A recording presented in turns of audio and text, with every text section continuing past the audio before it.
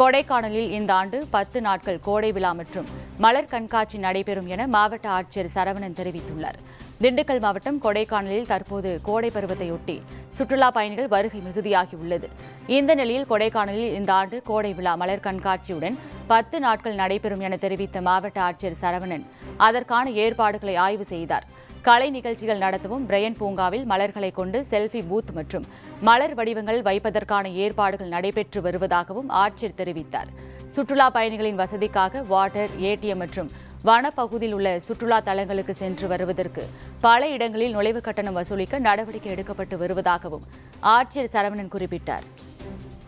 வரக்கூடிய சுற்றுலா பயணிகளுக்கான ஒரு அன்பான வேண்டுகோள் என்ன அப்படின்னா, நம்ம அரசினுடைய உத்தரவின்படி சுற்றுலா பயணிகள் மிக எளிதாக நம்மளுடைய சுற்றுலா தலங்களை பார்க்கக்கூடிய அளவுக்கு QR கோட் பேஸ்டு டிக்கெட்டிங் அவங்க இந்த லைனுக்கு தான் டிக்கெட் எடுக்கணுங்கிற அவசியம் இல்லை. நம்ம 5 இடங்களில் அவங்க ஆன்லைனில் அவங்க கார்லேருந்தே அப்படியே ஸ்கேன் பண்ணி டிக்கெட் எடுக்கிற மாதிரி வசதிகள் வச்சுருக்கோம். அது நிறைய சுற்றுலா பயணிகளுக்கு இன்னும் அது சார்ந்த விழிப்புணர்வு வரல.